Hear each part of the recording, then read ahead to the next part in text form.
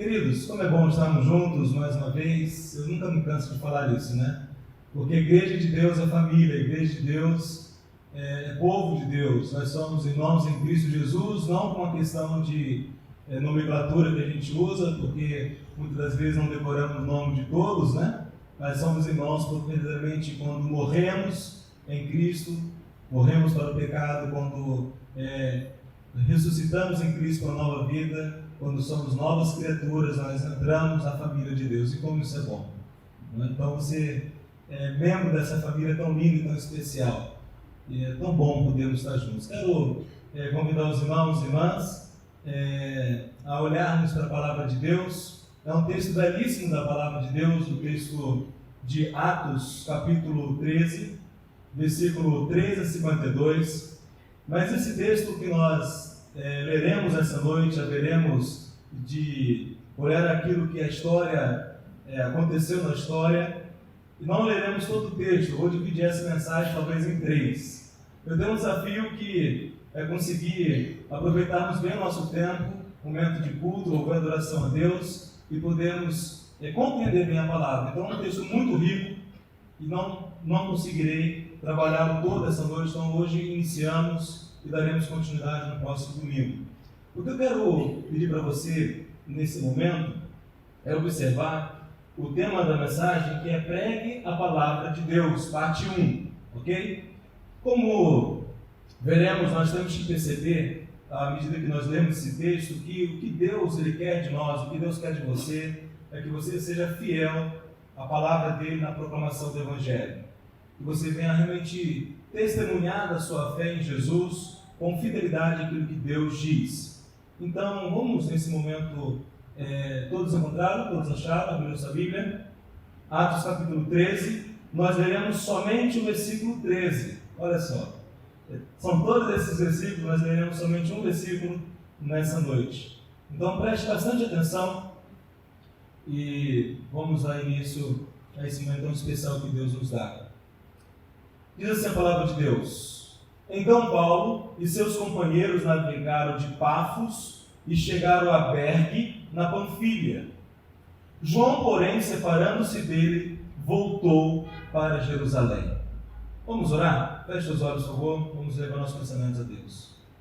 Senhor Deus, estamos diante da Tua presença e Te agradecemos porque chegou até nós o registro histórico deste fato, ó Pai, que ocorreu, de modo que podemos, ó Pai, olhar para a Tua palavra e sermos impactados por aquilo que o Senhor diz. Fala aos nossos corações, dá-nos entendimento, dá-nos discernimento da Tua vontade.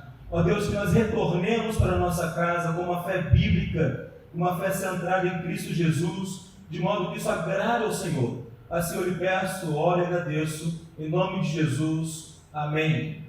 Todos vocês sabem que nós estamos lidando com a primeira viagem missionária. Alguém já fez alguma viagem missionária? Levanta a mão para saber. Quem já teve a alegria de fazer uma viagem missionária? É espetacular, não é?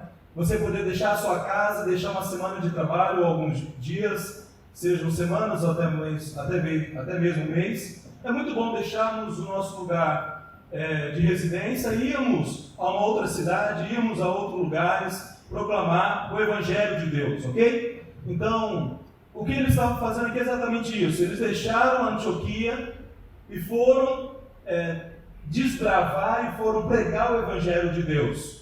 E a pergunta que eu quero fazer para você nessa noite é o seguinte: o que você crê? Que evangelho você crê e segue? Quero que você pense nisso. Eles saíram para pregar o Evangelho de Deus. Eles saíram para pregar aquilo que Deus mandou. E a pergunta é: que evangelho você crê? Que evangelho você segue? Você sabia que a palavra evangelho significa boas notícias? Eles saíram para proclamar boas notícias. Boas notícias que era da parte de Deus. No entanto, o que eu quero que nós observemos essa noite quando consideramos a pergunta que evangelho você crê e que evangelho você segue, é exatamente isso mesmo. Será que você realmente crê e segue o Evangelho de Deus? O que você tem buscado na sua vida como boas notícias da parte de Deus? Hoje nós temos aquilo que podemos chamar do Evangelho do euísmo. O evangelho do egoísmo é o evangelho que a minha vontade seja feita. A oração do Pai Nosso, Jesus ensinou: Pai Nosso que estás nos céus, santificado seja o vosso nome.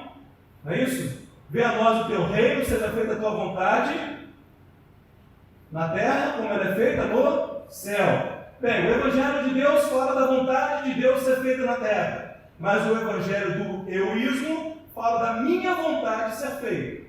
E é interessante observar quanto que existem milhares de pessoas que buscam esse evangelho. O evangelho do egoísmo. O evangelho, as boas notícias que me agradam, que me interessam, que sejam conforme a minha vontade, conforme aquilo que eu quero. Esse é o evangelho de nossos dias. O evangelho que você pode verificar de uma maneira bastante clara. Outro evangelho que é muito forte em nossos dias é o evangelho da prosperidade.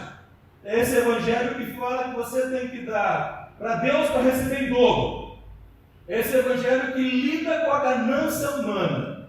O evangelho da prosperidade cresceu muito e uma das vozes desse evangelho da prosperidade é a Universal do Reino de Deus, Internacional da Graça, e outras igrejas têm abraçado esse evangelho com uma sede, com uma sagacidade absurda. Porque qual é o interesse? Ganância. Querem ser ricos, querem ter dinheiro. Deus tornou-se um grande banco filantrópico que sacia os meus desejos econômicos, financeiros. Vocês com certeza já ouviram acerca desse evangelho. Um outro evangelho do nosso tempo é o evangelho do holofote. O que é o evangelho do holofote? É o eu superstar, não é? Eu sou o cara. Obrigado, queridão. Está muito associado ao anterior, né, do egoísmo, mas eu quero estar sempre nos holofotes, eu quero estar sempre no púlpito, no palco, eu quero aparecer, eu preciso aparecer. Essa ideia de estar numa igreja em que eu não sou visto, que eu não sou percebido, que eu não sou aplaudido, ovacionado, não é interessante. O evangelho do holofote. O outro evangelho que nós temos hoje em dia é o evangelho da autocomiseração. É o evangelho tadinho de mim. Eu sou coitadinho, né? Eu sou uma pessoa que as pessoas não me amam, ninguém me quer, ninguém se importa comigo, né? Ninguém olha para mim. Então, eu sou sempre recriminado, eu sou sempre posto de escanteio. Você já percebeu esse evangelho? Esse evangelho da autocomiseração. Também nós temos nos nossos dias, queridos, um outro tipo de evangelho, é o evangelho sincrético. O que é esse evangelho sincrético? É o evangelho liquidificador. Esse evangelho é muito bom. Quem gosta de uma vitamina de manhã quando acorda para trabalhar, sabe o quanto uma vitamina bem feita com banana, mamão, uma laranja, um melzinho, não é gostoso? Você bater esse liquidificador lá, fazer aquela vitamina, colocar uma aveia, você está forte, né? Você está firme para um dia. Então esse evangelho liquidificador é aquilo que me interessa. O evangelho self-service. Eu pego o que me interessa, aquilo que me interessa no egoísmo eu pego, aquilo que me interessa na prosperidade eu pego, aquilo que me interessa no holofote eu pego, na autocomiseração eu pego também. Uau, quantos evangelhos, né? Agora você entende o que faz sentido a minha pergunta? Que evangelho você crê? Que evangelho você segue? Nós poderíamos totalmente dizer um outro evangelho que eu não coloquei, o evangelho da lei, o evangelho da regra. Tudo é proibido, não é? Você tem que cumprir leis, você tem que cumprir regras, você tem que cumprir determinações humanas. E aí então a mulher não pode se higienizar, não pode fazer uma asepsia, o homem tem que estar sempre com um traje impecável, paletó, gravata, né, porque senão é pecado. Nós temos vários tipos de evangelhos no tempo que vivemos. E a pergunta que eu lhe faço: qual evangelho você crê e qual evangelho você segue? Nós temos que estar atentos porque falsos evangelhos são proclamados todos os dias nas mídias sociais. Falsos evangelhos estão diante de nós e de forma muito sorrateira, que nós não percebemos, eles vão sendo sedutores, nós nos deixamos seduzir por essas caricaturas de evangelhos e sem que percebamos, muitas vezes somos levados por ensinamentos pagãos, ensinamentos que não agradam a Deus. Por isso que eu te falo o seguinte: cuidado com os falsos evangelhos. Você tem que ser muito criterioso. Eu tenho certeza que quando você vai comprar um carro novo, você não chega na concessionária, numa garagem empolgado, só porque o carro está limpinho, bonitinho, vai chegar e vai pegar esse carro. O que você vai fazer? Você vai levar um mecânico de confiança, se um carro não for zero. Você vai fazer com que esse carro passe por uma revisão completa. Quando nós queremos comprar o que nos interessa, nos agrada, a gente é criterioso. E outra questão, a mulher quando quer comprar um sapato, não é? Eu tenho certeza que vocês vão comprar aquela marca Pebinha. Aquele sapato que vai usar uma vez, ele vai logo descartar. Vocês mulheres quererão comprar um sapato de grife, não é? De qualidade, algo que seja bom. O fato é o seguinte, se você não estiver atento, você é enganado, engana a si mesmo e começa a se alimentar de porcaria, começa a se alimentar daquilo que não faz bem, achando que está maravilhoso. E por isso eu pergunto a você, que evangelho você crê? Que evangelho você segue? Uma outra questão fundamental, não somente o evangelho, mas outro fato que temos que estar atento, nós temos que tomar cuidado com as falsas igrejas. Há muitas igrejas que têm a aparência de serem igrejas de Deus, lugares sagrados, lugares religiosos, lugares onde eu posso buscar a presença de Deus, mas está levando direto para o inferno. Igrejas que são falsas, ensinos falsos, um caminhar falso. Então seja muito atento. Se você é criterioso para comprar suas coisas e ter uma vida confortável, uma vida boa, agora, quantas das vezes nós somos negligentes nas questões espirituais? Nós somos negligentes naquilo que diz respeito àquilo que é mais caro, a nossa vida eterna, a nossa alma, o nosso espírito, que nunca haverá de ser extinguido. Jesus fala, aquele que não crê em mim, não tem a vida eterna. Aquele que se mantém rebelde a mim, Jesus fala isso, sofrerá a ira vindoura. Então, quando nós pensamos acerca de prega a palavra de Deus, nós temos que estar tendo verdadeiro evangelho, é isso que interessa. E a pergunta que você pode fazer, mas pastor, beleza, você mostrou falsos evangelhos. E o verdadeiro evangelho, qual que é? É o que está aqui na Bíblia, meus amados. Mas as seitas também usam a Bíblia, né? De fato, usam, distorcem, usam como quer. Mas se você faz um estudo sério, criterioso, e entende o que a Bíblia diz, você não vai ser enganado. Então, qual que é o evangelho verdadeiro? Primeiramente, o evangelho verdadeiro é o evangelho de Deus. O que é o evangelho? Boas novas, boas notícias. E quais são as boas notícias? Começa com Deus. O evangelho verdadeiro é aquele evangelho que nos ensina e nos apresenta um Deus que é santo, justo e juiz. O evangelho verdadeiro nos apresenta um Deus em qual não há pecado, mal algum, um Deus que é santo, santo, santo. Um Deus que é justo em tudo que faz, um Deus que também, como santo e justo, ele é juiz e julgará todas as coisas. Hebreus 9:7, salvo engano, acho que é isso, fala, ao homem está ordenado a morrer uma só vez, vindo depois disso o juízo. Todos nós prestaremos contas. Mas prestar conta? Você presta conta todo dia. Quem é casado aí? Levanta a mão. Quem é casado presta conta para o seu cônjuge. Não é verdade? Não tem como falar, não, presta conta sim. Não, eu sou homem, cara macho, presta conta uma esposa, não. Presta sim. Quem é filho aí? Levanta a mão. Filho solteirão, presta conta para o pai e para a mãe. Na escola, você presta conta para o professor, o diretor, para as autoridades. Nós prestamos contas. E se prestamos conta para homens, que dirá para Deus? Agora pensa o seguinte, Deus é soberano, é Senhor, nada podemos esconder dele. Queridão, queridona, sem o Evangelho a gente está enrolado. Por quê? O Evangelho nos mostra, o Evangelho de Deus mostra que Deus é santo, justo e juiz. Isso é uma boa notícia, mas qual é a má notícia? O Evangelho nos mostra a depravação total da raça humana. O Evangelho nos mostra a absoluta incapacidade humana de se reconciliar com Deus.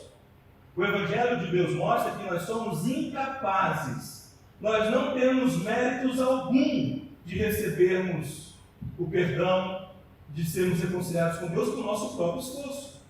Não é pelas obras a salvação, não é pela religiosidade, não é pela moralidade, não é por ser uma pessoa correta, justa, não é por ser uma pessoa que pratica o bem que você vai ser salvo, porque nós somos depravados. Depravação total alcançou nossa capacidade intelectual, alcançou as nossas emoções, alcançou as nossas relações. Por isso que nós vivemos um mundo que, de fato, de verdade, está em estado de decomposição. Então, o Evangelho de Deus, ele nos mostra que nós somos sim capazes, mas quais são as boas notícias? Reconhecer nosso estado de perdição, mas o especial em tudo isso é reconhecer que Deus providenciou a salvação. Agora, pastor, como é isso? Eu li o versículo 13, até agora não vi nada do versículo 13, calma que você vai entender. Vermos que Deus providenciou a salvação. A salvação foi providenciada por Deus por meio de quem? Cristo Jesus. Jesus Cristo veio, cumpriu a lei, viveu de uma maneira impecável, foi em tudo tentado, porém nada pecou, obedeceu ao Pai em todas as coisas e levou sobre si todos os pecados. E Jesus, ele pagou o preço. Por isso que o perdão de Deus é uma realidade. Ou seja, só há salvação, só se torna filho de Deus aqueles que, convencidos pelo Espírito Santo de Deus, reconhecerem seus pecados, arrependerem-se, crerem em Jesus como o único Senhor e Salvador. É crer na obra redentora. Você só vai ser salvo se você crer naquilo que a Bíblia diz. Se você se arrepender, Deus, eu sou realmente pecador, eu sei que eu sou realmente cabra, eu ia falar cabra safado, mas vou escandalizar vocês que eu não falei isso, tá? Eu não falei que vocês são cabra safado. Tem um cabra e cabrito, né? Porque cabra é fêmea, né? A gente fala cabra, mas a cabra é para fêmea, né? Mas a gente fala cabra para homem, entendo isso. Tem um amigo que fala muito sobre isso. Fala cabra, eu sou cabrito, pô, sou cabra, não sou bode, né? Sei lá o que é. Bode não, né? Não, né? Não pode, não. Cabra é melhor, né? Então vamos lá. Deus, realmente eu reconheço que sou pecador, eu reconheço que sou falho, Senhor. Tem misericórdia de mim, eu peço perdão, eu creio que Jesus Cristo pagou o preço. Eu creio, Deus, que em Cristo eu morri para o pecado. Eu creio, Deus, que em Cristo eu não sou mais escravo do pecado. Eu creio, Deus, que o Senhor já fez tudo. Eu creio que eu ressuscitei em Cristo uma nova vida. Deus, eu creio que o Senhor me ama verdadeiramente. Em Cristo eu sou nova criatura. Deus, eu creio que teu Espírito Santo fez a obra para eu nascer de novo. Eu só posso ter uma nova vida se eu nascer de novo. Porque não é religiosidade, não é vir na igreja picar cartão. É novo nascimento. O Evangelho fala disso. Então nós temos aqui o Evangelho de Deus. E o Evangelho de Deus então me mostra que, salvo em Cristo, morto para o pecado, eu viverei para a glória de Deus. E o meu grande desejo, meu anelo é a volta de Jesus. Eu entendo que eu tenho dupla cidadania. Eu sou cidadão da terra e cidadão do céu. Eu estou aqui de passagem. Vai chegar o dia da minha morte e eu não estarei mais aqui, mas estarei com o Senhor, não porque eu sou bonzinho, porque eu não sou bonzinho não, sou pecador miserável, mas porque Jesus pagou o preço, houve arrependimento, houve fé em Jesus. E o que é gostoso, que o verdadeiro Evangelho é o verdadeiro que trabalha a realidade nua e crua, mostrando a graça, o amor de Deus e nos capacitando para vivermos uma nova vida, uma vida essa de obediência. Pois bem, é isso aí. O que os apóstolos foram fazer, Paulo e Barnabé? O Espírito Santo de Deus, vocês se lembram dos domingos anteriores, ordenou, mandou que eles fossem na viagem missionária, porque Deus tinha muitos para salvar. E no domingo passado, vocês viram que a proclamação do Evangelho é uma tarefa apologética. Nós temos que defender a nossa fé, nós temos que ter uma fé bíblica consistente e precisamos realmente nos posicionarmos. E aí então nós temos a primeira viagem missionária, sai da Antioquia, vai para Salamina, Pafos, aqui na ilha de Chipre, e agora estão indo para onde? Eles estão saindo aqui de Pafos, vejam aqui, e estão indo para Derbe, depois vão para Antioquia. E aonde nós estamos agora? Nós estamos exatamente nessa ida dos apóstolos, Pedro, Paulo, Barnabé, com João Marcos. Então olha o versículo 13 de novo, para você pegar aqui. O que é que acontece? Eles saíram de Chipre, da ilha de Chipre, chegaram no continente, então, olha o versículo 13. Então Paulo e seus companheiros navegaram de Pafos e chegaram a Pergue, na Panfilha. João, porém, separando-se deles, voltou para Jerusalém. Eles foram fazer o que nessa cidade? Pregar o falso evangelho? Pregar o verdadeiro evangelho. Este evangelho que eu apresentei a vocês de maneira bem breve. Mas olha que interessante, observe o texto, veja o quanto esse texto é precioso. Paulo, ele está liderando essa equipe. Quando eles saíram de Antioquia, quem estava no comando? Quem estava liderando? Barnabé. Não é isso? Barnabé, aí veio depois os demais presbíteros da igreja na Antioquia. E nós temos aqui, meus amados irmãos, Lucas registrou de maneira muito clara, Paulo e seus companheiros. Quem eram seus companheiros? Barnabé e o primo de Barnabé. Quem é esse primo? Quem é esse primo? João Marcos. Olha só, olha nossa Bíblia. João, que é João Marcos aqui, o que João faz? Olha aí, me fala, por favor. O que João fez? Separando-se deles. Oh, coisa triste, né? Separando-se deles. Então, o que eu quero que nós meditemos nessa noite é que, lembra o tema da mensagem? Pregue a palavra de Deus, parte 1. Pregue a palavra de Deus. Preste atenção muito nisso. Pregue a palavra de Deus, pregue mesmo que venha sofrer. Vamos todos falar comigo? Pregue a palavra de Deus, mesmo que venha sofrer. Sabe por que João Marcos se despediu? Sabe por que João Marcos se separou deles? Sabe por que João Marcos não continuou? Porque ele não queria sofrer.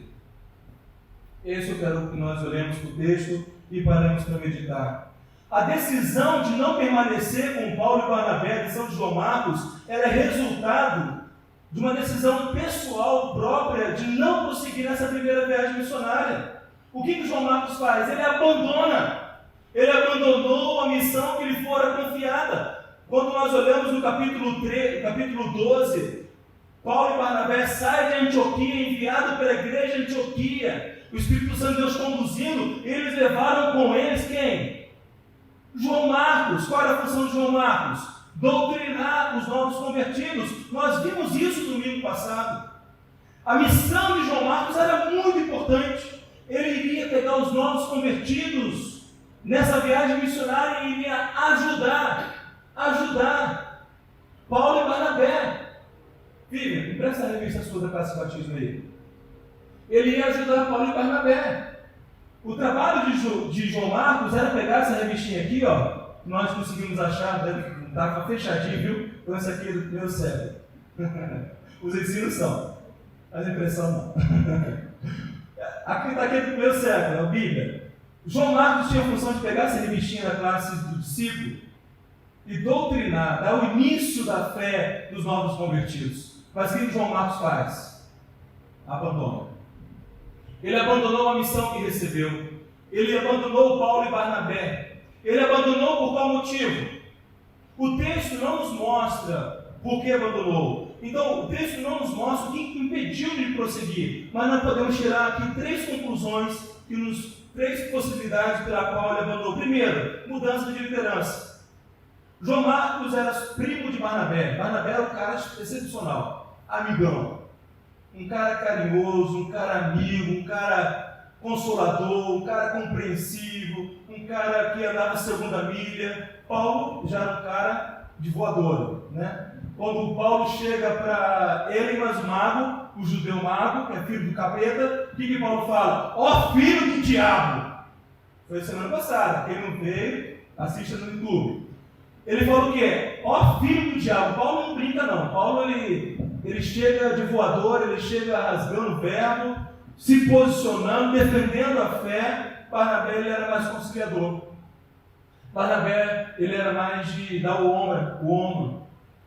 Uma possibilidade, não estamos afirmando que é isso, mas um fator pode ser mudança de liderança. Não era mais Barnabé que liderava essa viagem missionária, mas agora é Paulo liderando. Um segundo motivo pode ser mudança do plano de viagem. Por quê? Quando nós olhamos, quando ele sai de Antioquia, isso nós já vimos nos domingos passados, podemos aqui concluir que João Marcos achou que o ministério que eles iriam realizar, a proclamação das boas notícias, seria somente para judeus. João Marcos é um judeu.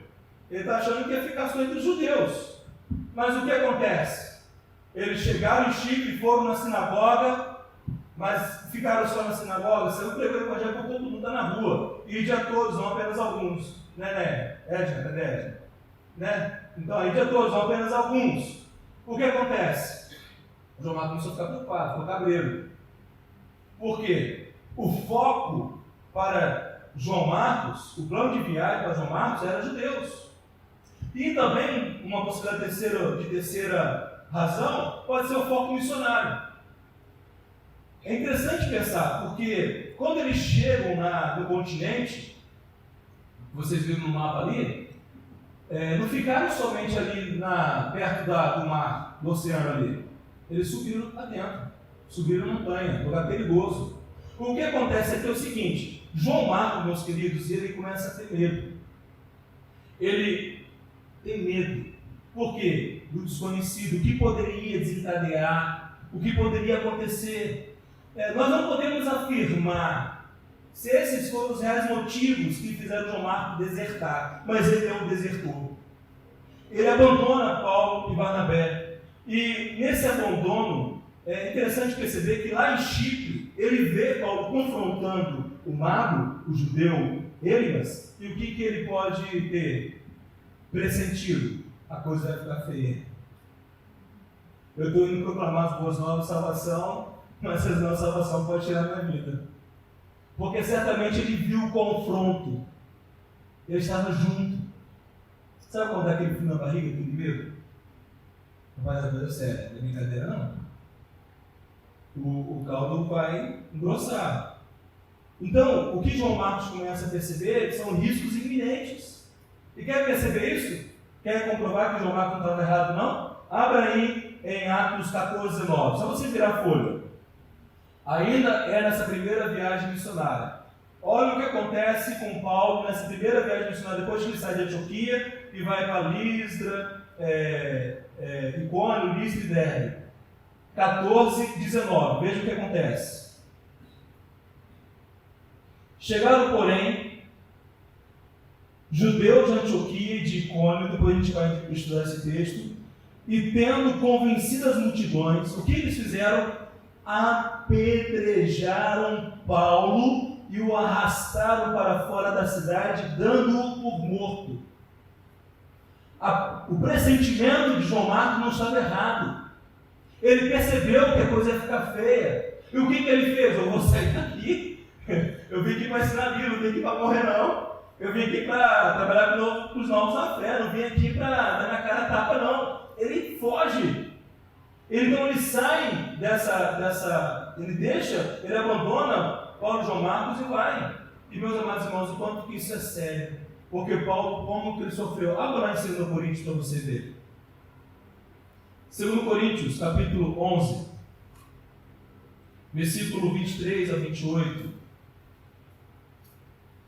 Olha o que Paulo fala daquilo que ele sofreu por causa da pregação do Evangelho.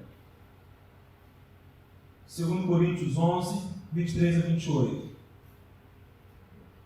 São servos de Cristo?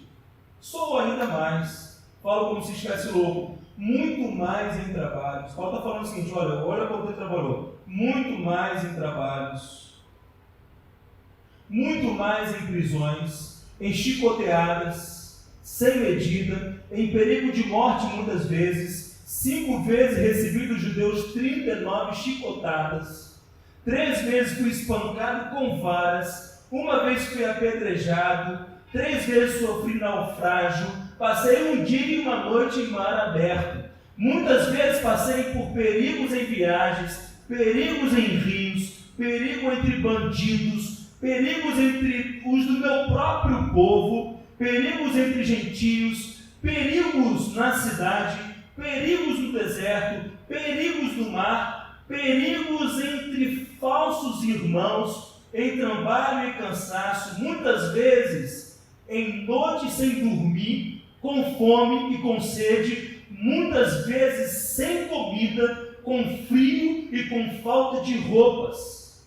Além de outras coisas, ainda pesa diariamente sobre mim a preocupação com todas as igrejas. Pregar a palavra de Deus, seguir ao Senhor Jesus, significa estar preparado para sofrer. João Marcos percebeu que ele iria sofrer. Ele percebeu que não ia ser fácil. Mas o que ele faz? Ele é jovem aqui. Não podemos precisar a idade dele. Mas ele era jovem. O que ele faz? Eu vou voltar para casa. Eu quero o colo da mamãe. Eu quero o abraço do papai. Ficar aqui com o meu primo não está dando certo não. Ele volta para onde? Olha para Atos 13:13. Para onde que ele voltou? Ele voltou para Jerusalém. E ele voltou para casa. Meus queridos irmãos e irmãs, o quanto que é importante nessa noite você parar e olhar para a sua própria vida, olhar para a sua caminhada, pensando no Evangelho que você segue, pensando no Evangelho que você crê, e pensar o seguinte: eu estou realmente disposto a sofrer pelo Evangelho do Senhor Jesus?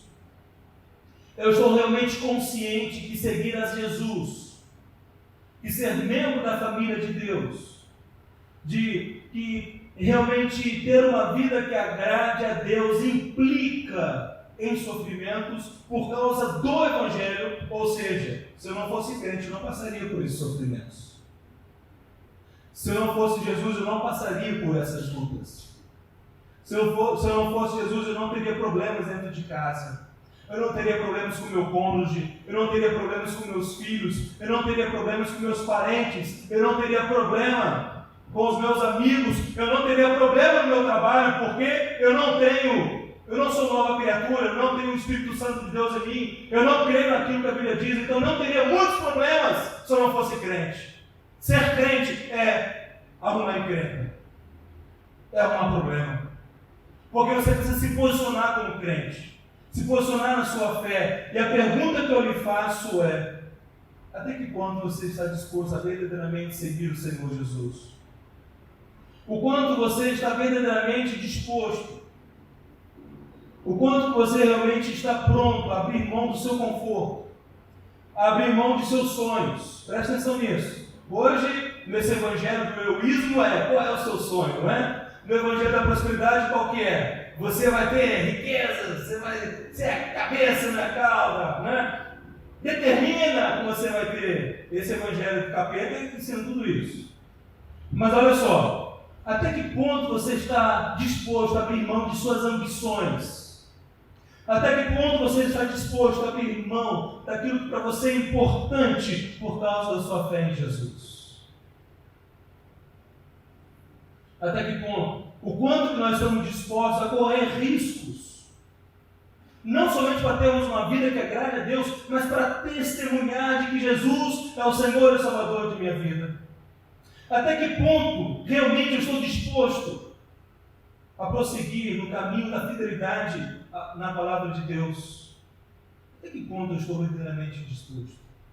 Como nós precisamos parar e pensar nisso, porque quantas vezes, meus amados irmãos e irmãs, nós agimos como João Marcos? Quantas vezes nós prevemos o risco, prevemos as perdas que teremos, nós prevemos que porque eu sigo a Jesus, eu tenho que ser fiel a Jesus, eu vou perder meu emprego, ou porque eu preciso me adequar ao sistema da empresa, eu preciso corromper, eu preciso pagar propina, eu preciso pagar por fora, e se eu não fizer isso eu vou perder meu emprego. Então eu faço o quê? Eu prefiro não me comprometer com Jesus. Ou nós prevemos que podemos perder relacionamentos por causa de nossa fé. Nós podemos perder amizade de pessoas que nós amamos e gostamos, mas são pessoas que não querem nada com Jesus, não querem nada com a palavra de Deus, e nós começamos a fazer concessões. Eu não quero magoar meu pai, eu não quero magoar minha mãe, eu não quero magoar minha esposa, meu marido, eu não quero magoar, então eu vou fazer concessões. faz concessões de diversos tipos, desde princípios morais, comportamentos. E aí nós começamos a relativizar o pecado. O que é pecado para você não é pecado para mim. Mas nós começamos a relativizar. Quantas vezes, porque nós não queremos perder dinheiro, não queremos perder status, não queremos perder prestígios, não queremos perder amigos, não queremos perder reputação na cidade, nós fazemos como João Marcos, abandonamos, agimos como se não fôssemos de Jesus.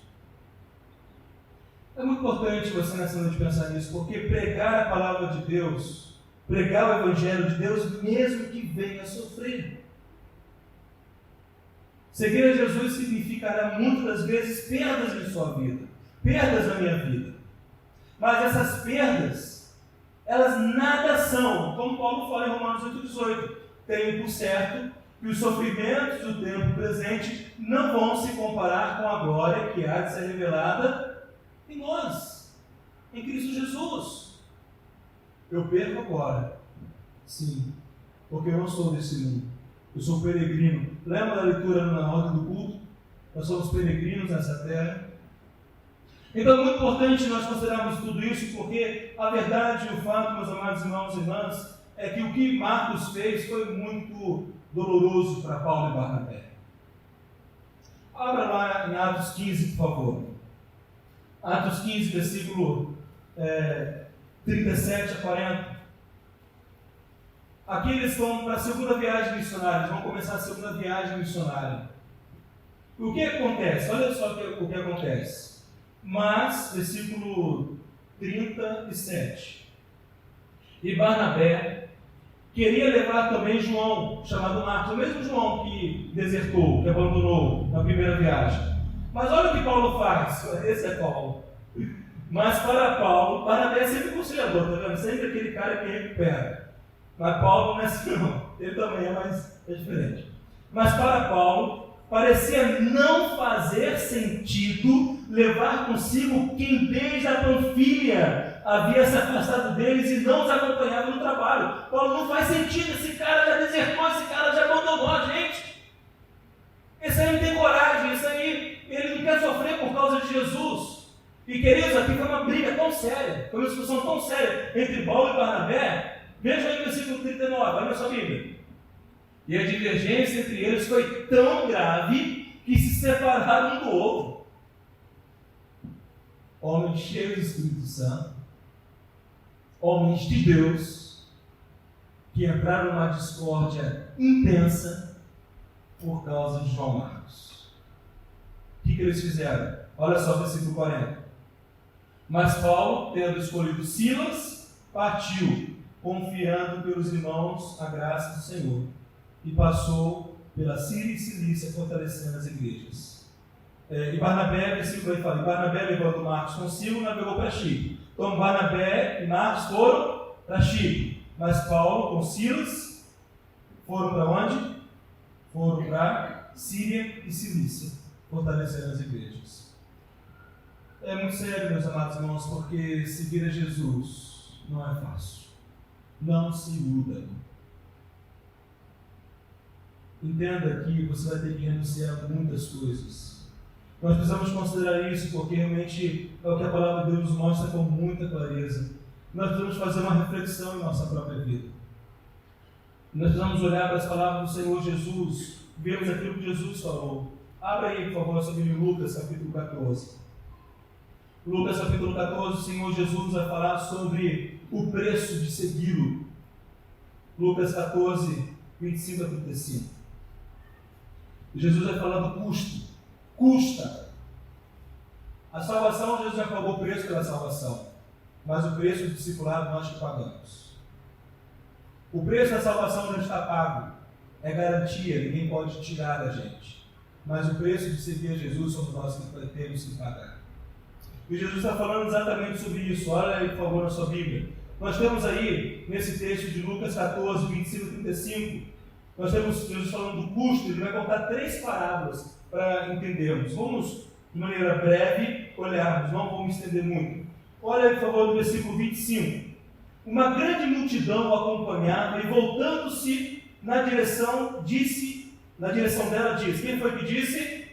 Jesus disse. Uma grande multidão acompanhava Jesus. Prestou atenção nisso? O que Jesus disse para essa grande multidão? Olha de novo, versículo 26. Se alguém vier a mim e amar pai e mãe, mulher e filhos, irmãos e irmãs, e até a própria vida mais do que a mim, não pode ser meu discípulo. Quem não leva a sua cruz e não me segue, não pode ser meu discípulo. Jesus então está aí determinando o que é necessário para que sejamos discípulos dele. É a renúncia do próprio eu, é a renúncia da própria vontade, é a renúncia de nossos próprios sonhos, é a renúncia de nossas próprias ambições, é a renúncia de tudo aquilo que se coloca no lugar de Deus em nossa vida. Jesus está mostrando que só pode ser discípulo dele quem está pronto a renunciar à própria vida. Isto é, pai, mãe, irmão, tio, tia, qualquer pessoa que seja um opositor, qualquer pessoa que lhe impeça de seguir a Jesus. Então ele vai mostrar o custo. Primeira parábola. Qual é a primeira parábola? A primeira parábola é a torre. Como assim a torre? São 3 parábolas, olha na sua Bíblia. Versículo 28 a 30. Pois qual de vós, querendo construir uma torre, não se assenta primeiro para calcular as despesas, para ver se tem como acabá-la? Para não acontecer que, depois de haver posto os alicerces, e não a podendo acabar, todos os que a virem comecem a zombar dele. Jesus está falando, quem põe a mão no arado não pode olhar para trás. Ele está usando aqui uma parábola mostrando que como é vergonhoso a pessoa começar uma obra e não terminá-la, parar no meio do caminho. Meus amados irmãos, Jesus está falando, para fazer os cálculos, para ver que me seguir não é fácil não. Você vai ter que perder muita coisa para me seguir. E a pergunta que eu lhe faço é, você está consciente disso? João Marcos não queria perder. Ele queria agradar a Deus. Ele era um homem temente a Deus. Ele queria ajudar no doutrinamento de novos convertidos. Mas ele ainda não estava maduro. Ele ainda não estava pronto para perder a vida por causa de Jesus. Você está? Eu estou? Nós precisamos fazer os cálculos e ver que seguir a Jesus tem um custo, tem um preço. Não é fácil. Vida cristã não é mar de rosas. A segunda parábola que Jesus conta, a parábola do rei que pensa em guerra. Olha só do versículo 31 a 33. Segunda parábola. Qual é o rei que antes de entrar em uma guerra com outro rei, não se assenta primeiro para consultar se com 10.000 pode ir de encontro ao que vem contra ele com 20.000? Pelo contrário, enquanto o outro ainda está longe, manda emissários e pede condições de paz. Está vendo, meus irmãos, o custo que é? Não tem decisão melhor na nossa vida de que ouvir o Evangelho de Deus, a salvação, reconhecermos que Deus é santo, justo, juiz. Não tem coisa mais preciosa que realmente reconhecer o nosso estado de queda, de perdição, porque o Evangelho nos mostra que a solução é Jesus. Basta que nos arrependamos, creiamos e tomemos uma nova vida. Mas nós precisamos entender que seguir a Jesus tem um custo. Qual é a última parábola? 34 e 35. Olha na sua Bíblia. Se concentre na palavra, não se preocupe com a chuva não. 34 e 35. O sal é bom, mas se ele se tornar insípido, como se há de restaurar o sabor? Não serve nem para a terra, nem para o adubo, mas é jogado fora. Quem tem ouvidos para ouvir, ouça. Quando nós somos novas criaturas, quando Deus nos salva, quando o Espírito Santo de Deus nos gera novamente, nos regenera, nós nos tornamos sal para salgar. Não é sal para ser pisado pelos homens. É sal para fazer diferença. É sal para dar tempero ao mundo. Então, o que temos aqui é exatamente isto que a palavra de Deus está nos ensinando. João Marcos, ele não estava pronto para morrer. Ele não estava pronto para sofrer. Ele era jovem e ele permaneceu um desertor. Ele voltou para casa. Mas é assim que acaba a história de João Marcos? É assim que termina a história dele? Olha, por favor, a carta de Paulo. Olha para nós em 2 Timóteo. 2 Timóteo, capítulo 4, versículo 11. 2 Timóteo 4, 11. Paulo já é idoso. Paulo está no final de sua vida. Paulo está preso numa masmorra em Roma por causa do Evangelho de Jesus. Paulo estava prestes a morrer por causa da fé em Jesus. 2 Timóteo 4,11 ele fala assim: e só Lucas está comigo. Toma a Marcos e o traze contigo, pois ele me é útil para o ministério. O que é isso aqui? Quem é esse Marcos aqui? É João Marcos. O que Paulo está falando? Do velho. A Bíblia não registra a reconciliação, mas houve a reconciliação de Paulo com João Marcos.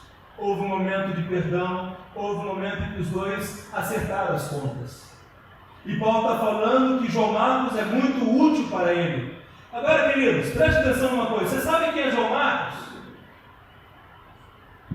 É o autor do segundo Evangelho. Hã? Isso mesmo.